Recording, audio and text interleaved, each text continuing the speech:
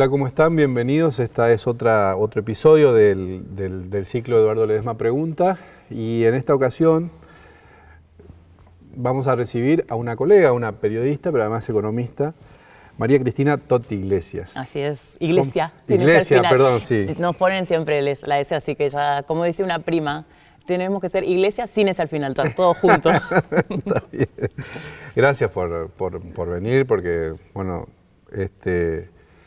María Cristina no está acá y se hizo el tiempo para estar con nosotros. Para mí un placer estar acá, así que... ¿Te gusta el teatro? Me encanta hace un tiempo, de hecho, que no venía, así que un placer estar acá en Corrientes, digamos, primero, y en segundo lugar, en este lugar tan hermoso, y bueno, y charlando con vos, que finalmente te conozco personalmente. Sí, nos seguimos por redes, pero bueno. Claro. Bueno, María se recibió de licenciada en Economía en la UBA y además es periodista de TEA. Trabajó en diarios de todo el país, colaborando como columnista en economía, que para nosotros es como, viste, difícil todavía, digo, en general, la mujer en economía, ¿no? Sí, en temas duros, ¿no? Exactamente, la agenda dura, la agenda caliente. Además, estuviste como redactora en DPA, digamos. Estuve haciendo una experiencia en Berlín en casi 2 meses y medio, más o menos. DPA es una agencia de noticias. DPA, claro, es la agencia alemana de noticias, que es como Stellam, digamos, claro, acá, claro. Básicamente sería como la comparación. Y hay un programa que lleva a periodistas a trabajar a Berlín durante poco más de 2 meses. Y bueno, tuve una experiencia en la agencia alemana de noticias, en la parte de español, yo no hablo alemán, claro, que lamentablemente cerró el año pasado, la parte de español de la agencia de la DPA. DPA. Sí. Hoy trabajás como redactora de economía en el diario El Cronista. Así es.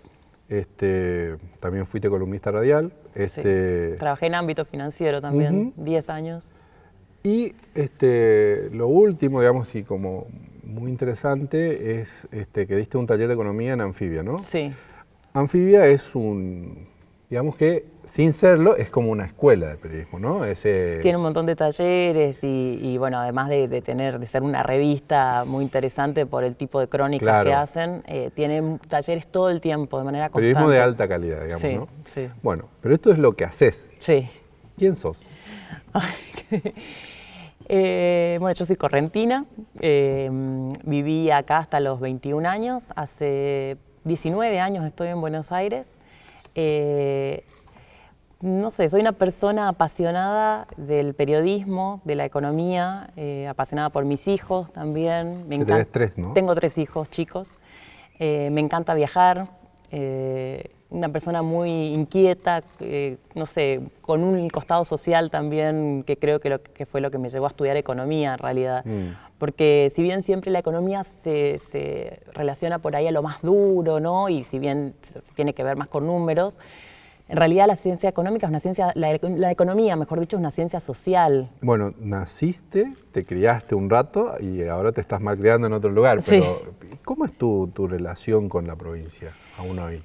Mira, vengo poco, en realidad ahora empecé a venir un poco más por mis hijos, porque les encanta venir acá a visitar a su abuela y a su familia de acá, y a su tía y primos, pero en realidad yo la verdad que tengo cada vez menos vínculo con la ciudad y con la provincia por, bueno, estar también abocada a trabajar más en el ámbito nacional, claro, ¿no? A trabajar en Buenos Aires. También estuviste en Canadá, ¿no? Yo estuve de intercambio, cuando viví acá, el último año de la escuela lo hice a través de una organización que se llama AFS, una organización de intercambios estudiantiles. Me fui el último año de la escuela, lo viví en Canadá, con una familia canadiense y terminé la escuela allá, en Toronto. De hecho, bueno, tu formación tiene que ver con eso, ¿no? Con este asunto de los idiomas, con el asunto del intercambio. Sí. ¿Cómo es esa experiencia?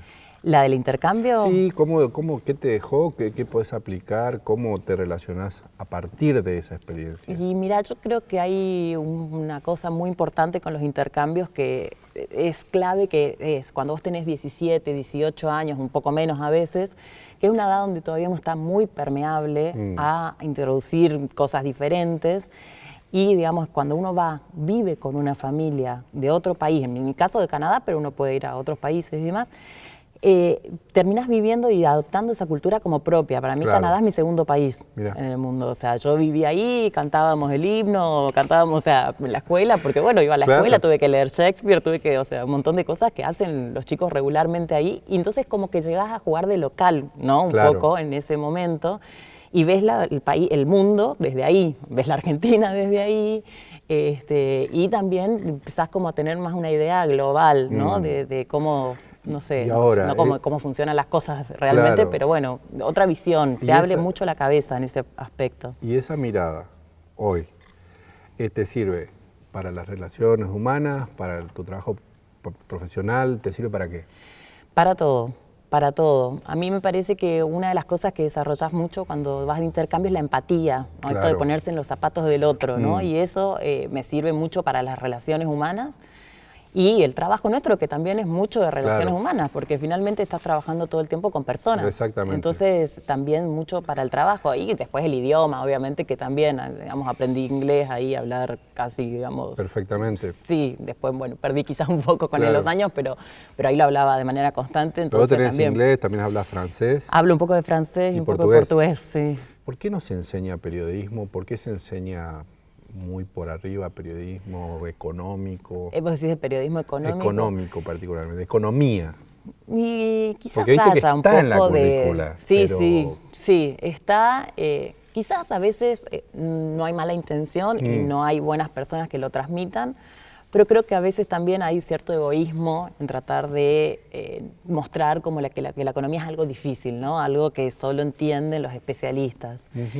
Y a mí me parece que si bien, bueno, tampoco voy a subestimar haber hecho toda la carrera de economía en la UBA, porque obviamente tiene para mí una importancia muy grande, pero si bien, digamos, yo hice esa carrera, yo creo que hay muchos periodistas que trabajan, que son periodistas de economía, que no estudiaron economía y que se fueron formando y pudieron aprender. Y entonces existe la posibilidad de hacer esa carrera sin pasar por una escuela o por una facultad de economía, ¿no? Entonces, un poco por qué no se llega a transmitir de todo bien. A veces también no hay mucho interés, me parece, ¿no? Dentro de los estudiantes, por toda esta mística que hay alrededor de la economía, de que tiene números y ya eso la complejiza y hace algo muy difícil, ¿no? Como, aparte, qué sé yo, los economistas, aparte, les gusta mucho, nos gusta mucho hablar de manera circular de temas, qué sé yo te hablo, no sé, del déficit fiscal, de esto, del otro, y alguien que no está en tema dice, pero, ¿viste? Esa es ¿de qué una me está acción. hablando? Hay una acción que genera una reacción, y la reacción que genera es una hiper simplificación de la economía. Sí. Y que tampoco está bueno. No, seguro. Porque hay como que gente que te empata que la economía del hogar es igual a la economía del país, y no lo es. No, para nada, seguro que no, porque de hecho la economía de un país, o sea, tiene la posibilidad de hacer políticas públicas. Tiene posibilidad de hacer dinero, digamos. Y tiene posibilidad de emitir dinero, tiene, o sea, totalmente tiene otras posibilidades que en una casa no.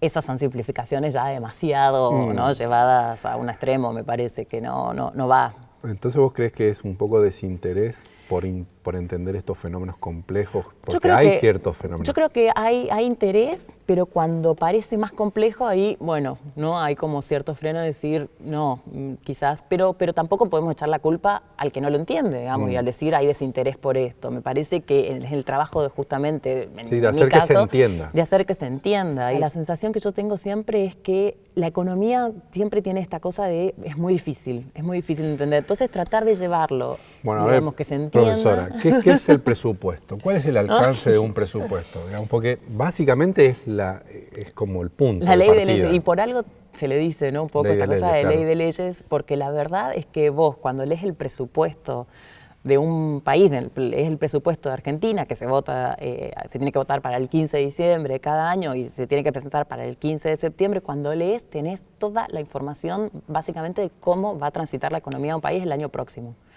O sea, ahí te dice no solamente a cuánto puede llegar a estar el dólar, a cuánto puede ser la inflación, cuánto va a crecer, sino también cuánto va a crecer, qué sectores van a atraccionar más, cuáles menos, y todo eso te da una pintura de cómo va a ser la economía. También tenés el detalle de partidas por partidas, digamos, de, qué sé yo, en universidades cómo va a ser, en CONICET cómo va a ser. Es un instrumento de navegación muy importante. Muy importante. De hecho, hay cursos especiales que dan de lectura del presupuesto. Claro, porque de aprender a trabajar y poder leer el presupuesto, que dan para periodistas de economía, especializados en economía, que dan todo un taller. El presupuesto puede ser una hoja, Pero es un libro. Es un libro que tiene aparte anexos y Claro. anexos, que es súper, súper rico en un montón de información.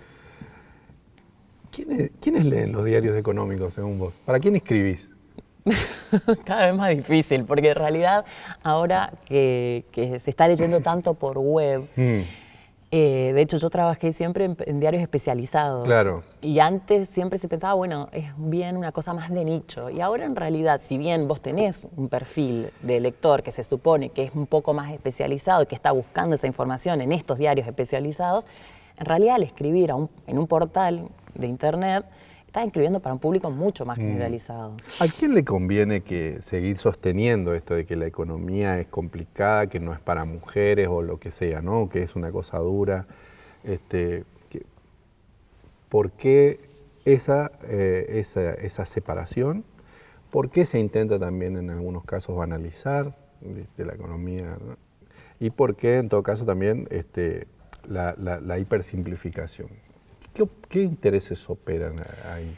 Y yo creo que hay un interés en general, ¿no? Como suele pasar con la educación, de que cierta élite la pueda manejar y que eso no se haga tan... La educación, la política. Con todo, ¿no? De que no se haga tan accesible a todo el mundo, y eso te da una herramienta de poder entender. De hecho, estamos en campaña y todo el tiempo uno lee a distintos candidatos, tanto a nivel nacional como a niveles provinciales, y muchas veces vos decís, cualquier persona que entiende un poco más, primero puede repreguntar también siendo Claro. periodista, y van desde los grandes medios hasta los... Sí, o sea, sí. eso no... Ahora voy a hablar con la profe de economía. Preguntarle a los chicos, a los alumnos que... Sí, ¿cuáles son las nociones básicas que vos decís, bueno, esto se tiene que saber? Para mí entender la inflación, pero entender desde intrínsecamente, entender que la inflación no es solamente que los precios suben, que obviamente es que los precios suben, sino que tu salario vale menos, porque si vos tenés en mente que tu salario va valiendo menos a medida que la inflación sube, vos no te vas a quedar con pesos, ¿no? Entonces, o sea, vas a tratar de resguardar tu peso y hacer, no sé, o un plazo fijo o algún tipo o comprar dólares o lo que fuere, como para tratar de resguardar. Me parece que la inflación es un concepto fundamental. Después, bueno, obviamente actividad económica también, porque muchas veces, qué sé yo, empezamos a ver que la actividad empieza a repuntar y decís, bueno, sí, pero entender también que dentro de la actividad económica hay sectores, y entonces cuando empezás a mirar hacia adentro ves que el campo es el que más está traccionando, que la industria todavía sigue muy por debajo, o sea, entonces poder entender también hacia adentro de qué es el PBI, qué es la actividad económica, me parece importante. Y en Argentina, con la historia que tenemos de la relación con el Fondo Monetario Internacional y con digamos, los caminos que se han seguido para tratar de salir de esta situación de Argentina, que crece de un año, cae otro, y así, digamos, venimos de los últimos 20 años, me parece que es muy importante entender la relación con el Fondo Monetario, qué es el fondo, quién es el fondo, también cómo fue modificándose el fondo. ¿Y quién es el fondo? Mira, a mí me hace acordar mucho el Fondo Monetario. Cuando me preguntan qué es el fondo, me hace acordar mucho la publicidad de un banco, lo puedo decir, Santander, de cuando el suegro va y le mira a ver la marca del suéter y a ver a dónde se fue el viaje. El fondo es ese. El fondo es ese suegro que está, digamos, mirando dónde vas a gastar la plata que te prestaron, porque lo que quieren es que le devuelvas. Y el fondo, digamos, dentro de su esquema de saneamiento, como lo ponen, digamos, de los países, lo que intenta es que la balanza de pagos es básicamente, para llevarlo a algo más sencillo, que los que exportás y con lo que importás, digamos, y las transacciones financieras y demás, terminen teniendo un resultado positivo. Entonces, dentro de ese esquema, lo que vos necesitas es achicar el déficit fiscal, Claro. O sea, ciertos caminos Recetas. que ya los hemos hecho Por miles de eso es veces. que nosotros tenemos mal recuerdo de ese nombre, ¿no? Sí, pero también leyendo sobre el Fondo Monetario Internacional, el Fondo Monetario cambió muchísimo a lo largo de los años. Hubo un reporte, se llamó el Meltzer Report, que fue de los 80-90, que ahí el fondo se endureció mucho, cuando, digamos, más hacia los 90, y ahí sobre fines, digamos, que bancó muchísimo la convertibilidad, y se ve cómo sobre el final de la convertibilidad le suelta la mano a Argentina. O sea, Claro. entonces también cómo la fuerza que tiene, y bueno, lo vemos ahora también. Y esta relación, vos decís que ellos están ayudando a la Argentina. ¿Por qué lo hacen? Porque se puede leer en términos netamente económicos, hay que leerlo también en términos políticos. Totalmente en términos políticos también, totalmente. El Fondo También. Monetario también. O sea, hay una intencionalidad económica, creo yo. Creo que ahí no hay una cosa de, uy, vamos a hacer esto para que este país termine en crisis. Yo realmente no creo que esa sea la idea del fondo. Sí, esta necesidad del fondo de que, bueno, esta plata se termine devolviendo. Pero después hay intencionalidad política que se manifiesta con los cambios, con los giros, con los permisos que va teniendo el fondo para, por ejemplo, el gobierno de Mauricio Macri en estos últimos meses. Lo que la oposición dice, en términos claros, que el fondo está financiando la campaña de Macri, digamos, está sosteniendo la economía para que la variable económica no le tire para abajo. Aparte, Eduardo, o sea, el préstamo que dieron ahora es un préstamo a 3 años, que empezó en junio del año pasado, o sea, termina en junio del 2021. De 3 años que vos tenés, el 90% del préstamo lo recibís en 15 meses. Me interesa que puedas profundizar, porque me parece que es muy claro tu concepto con respecto a la inflación, porque viste que eso se escucha, por lo menos acá se escucha, pero uno puede ser que haya alguna cuestión económica, pero también por ahí desconocimiento, por ahí lisa y llanamente puede que sea ignorancia, digamos, en términos económicos, que escucha por ahí, no, el dólar a mí no me importa. Sí. Y está visto que el dólar importa y muchísimo, sí, incluso aunque no te importe, digamos, ¿no? Claro. Porque te hace perder tu poder adquisitivo, te hace perder tu propio dinero. ¿Por qué pasa todo eso? Argentina es un país en el que tuvo tantas crisis en sus monedas que es muy difícil confiar en el peso. Claro. O sea, ¿quién va a confiar en el peso? La verdad es que yo no puedo decirle a nadie, no, quédate en peso que va a estar todo bien, porque no, o sea, sería poco creíble de mi parte también, ¿no? Y por otro lado, por más de que alguien diga, no, el dólar no me importa, en realidad es esto que sucede, o sea, el dólar varía y no solamente, bueno, no, uno puede decir no me importa porque no pienso viajar al exterior, claro, no me importa, yo no tengo deudas en dólares. Perfecto, ahora el dólar sube y hay bienes que la Argentina produce que tienen un precio internacional, que ese precio internacional se va directamente trasladado a pesos. Si el dólar está a 45 o a 50, no es lo mismo que si está a 30, claro, para el precio de los bienes de la Argentina. Y ahí es el impacto directo que tiene la inflación. Entonces, me parece que es muy importante y que tener en mente eso, ¿no? De decir, y otra vez, la inflación no solamente mirada como, uy, me sube el precio, sino como cada vez vale menos la plata que tengo. ¿Entendés? Y también pensar, sube el dólar, mi poder adquisitivo es menor. O sea, yo como asalariado, como trabajador, soy más pobre. O sea, eso es así. ¿Vamos a poder pagar la deuda que tenemos? Eso preguntémosle a los candidatos. Yo prefiero preguntarles. Mira, acá otra vez es clave el dólar. Es clave el dólar. El dólar es clave por 2 cosas. Por la inflación, que hablábamos hace un ratito, y por la deuda. ¿Por qué? Porque de la deuda argentina, que está alrededor del 85% del PBI, de esa deuda el 80%, es decir, $8 de los cada 10 que debemos, pasándolo todo a dólares, ¿no? Hay algunas cosas que están en pesos, otras en euros, tenemos todos los papeles nosotros. Digamos, de esa deuda que nosotros tenemos, de cada $10, 8 son dólares, son moneda extranjera. Entonces, si a vos te sube el dólar, te impacta de lleno, te encarece muchísimo la deuda. Y ahí te puede complicar mucho el horizonte, depende de cuál sea el valor del dólar de acá a fin de año en los próximos Bueno, ahí tenemos meses. la variable, ¿no? Una variable monetaria. Sí. Ahora, si nosotros tenemos que llegar efectivamente al déficit cero, vamos a suponer que esa sea la única posibilidad de sobrevida que tengamos, ¿no? Sí. ¿Podemos llegar al déficit cero? ¿Y cómo? Si el dólar sube, ponele. Si el dólar sube, te impacta en el déficit hoy, más que nada por los subsidios, porque las tarifas están dolarizadas. Claro. Y al estar las tarifas dolarizadas, si el dólar sube, entonces las tarifas aumentan más. Ese aumento, ¿quién lo paga? ¿Lo paga el consumidor, claro, o lo paga el Estado a través de subsidios? En este año de elecciones, por lo menos hasta las elecciones, sabemos que las tarifas no se van a tocar, así que si el dólar sube, es más plata que el Estado tiene que poner y se le complica más llegar al déficit cero.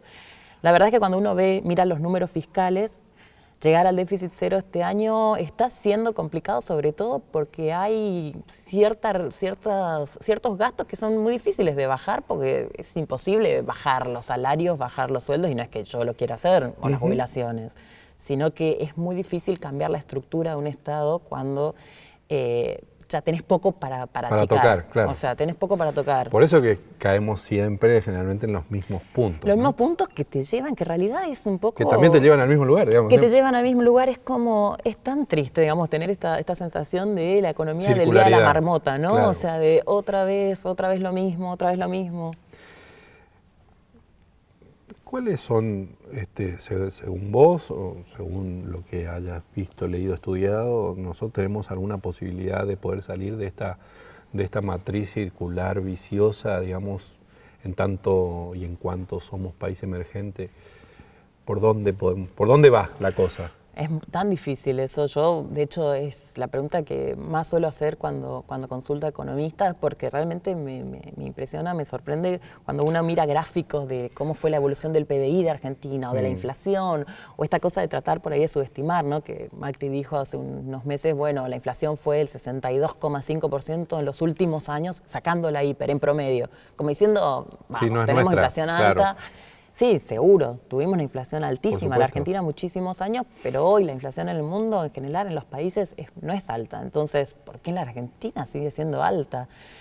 La verdad es que me cuesta mucho encontrar una respuesta, porque yo no soy especialista o sea, yo trabajo del periodismo más que de economía, pero hay países que lograron salir, o sea, se mira mucho a Portugal, ¿no? Ahora, de decir, bueno, Portugal tuvo, digamos, un préstamo al fondo, pero Portugal tuvo la Unión Europea atrás, o sea, por eso digo, hay comparaciones que uno trata de decir, bueno, es por acá, es esto lo que hay que hacer, y Portugal hizo un ajuste del gasto tremendo, tremendo, entonces, digo, hay sacrificios que Sí, no pero también viste sé. que parece que, no sé en cuánto puede llegar a incidir, pero viste que también se ajusta ahí donde te duele. Sí. Y después hay el privilegio político que todavía, el gasto político es enorme. Es enorme y hay, digamos, y en países como Argentina donde la corrupción es tan alta. Bueno. Y es tan, digamos, Claro. en el entramado está tan arraigada a niveles desde, uno piensa en la corrupción y uno piensa, ¿no?, en los grandes funcionarios. Está tan arraigada desde, digamos, Claro, hay una niveles muy matriz, bajos. digamos, ¿no? Sí. ¿Cuál es tu opinión de la economía de Macri? Yo creo que heredaron, digamos, y tomo mucho el discurso de Macrista en este caso, ¿no? De decir, creo realmente que heredaron una situación compleja, una situación donde las tarifas, todos sabíamos que tenían que aumentar, sobre todo en la ciudad de Buenos Aires, donde las tarifas que pagábamos de luz, de Claro. gas, eran muy bajas, todos lo sabíamos.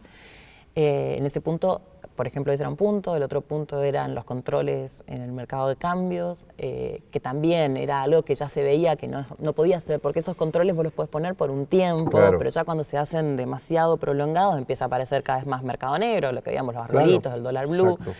Entonces, había varias dificultades que resolver, la inflación, pero creo que de verdad, creo que subestimaron demasiado los problemas. Porque yo me acuerdo, antes de que asumiera el gobierno de Mauricio Macri, cuando ya estaban por asumir, que decían, no, la inflación no va a ser tan alta, decía Alfonso Prat, por ejemplo, no va a ser, o Federico Sturzenegger, no va a ser tan alta porque ya la gente sabe que va a haber devaluación, porque vamos a sacar el cepo, entonces ya están metiendo la idea, entonces ya tienen la expectativa de que el precio no va a subir tanto. Y la inflación fue altísima. El año pasado tuvimos la inflación más alta de los últimos 26, 27 años. Entonces, digo, o sea, sí, hay algunas cuestiones que se empezaron a resolver, si se quiere, pero después la inflación que sea tan elevada, y después hay una idea que a mí me parece que es la que no comparto por ahí más con el gobierno de Mauricio Macri, lo económico que es esta cosa de una economía mucho más liberal, ¿no? De menos intervención. Entonces, mucho se habló también en el gobierno de la necesidad de este cambio, de la reconversión productiva. Se escuchaba mucho desde el sector, más desde el Ministerio de Producción en su momento, decir es muy importante esta reconversión productiva porque no somos eficientes haciendo computadoras Claro. en Tierra del Fuego. O no somos eficientes produciendo ropa. Sí, seguro es carísima la ropa en Argentina. Ahora, ¿es esa la razón? Ahora, por ejemplo, se abrieron más las fronteras, se puede importar, no sé, zapatos, Brasil, China. ¿Eso hizo que los zapatos estuvieran más baratos?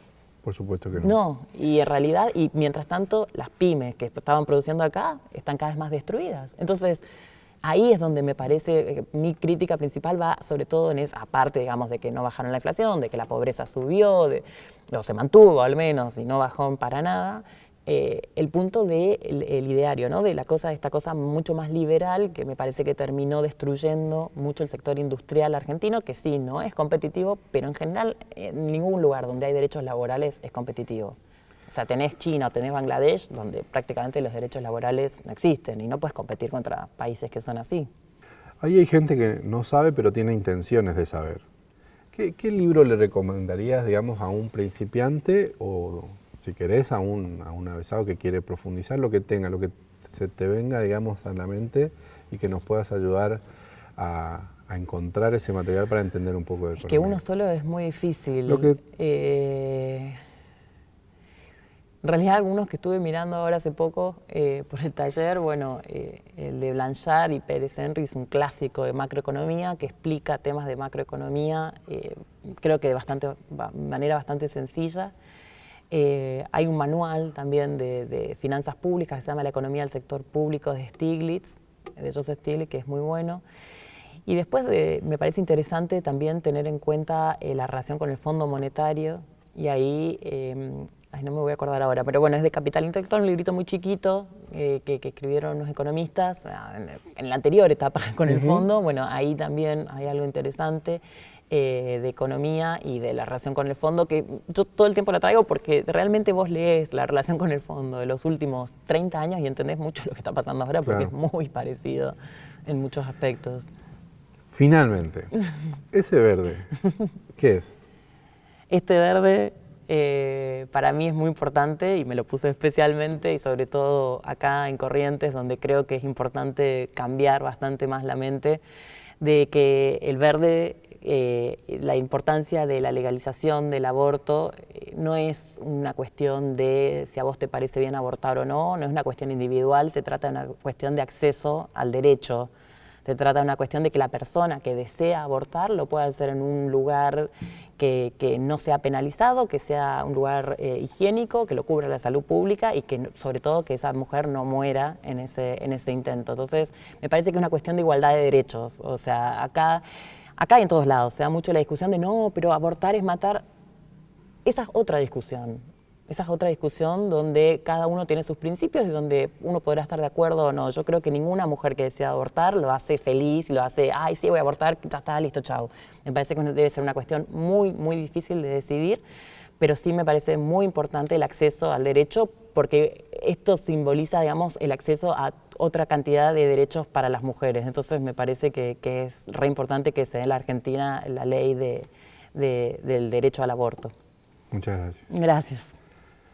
A ustedes también muchísimas gracias por estar ahí. Recuerden que este y otros episodios se pueden ver y escuchar a través de las plataformas de eduardo-ledesma.com, de la plataforma del Diario El Litoral, de la plataforma de Radio 2 y también por televisión a través de T5 Satelital y el Canal 5 de Montecaseros. Muchísimas gracias y hasta la próxima.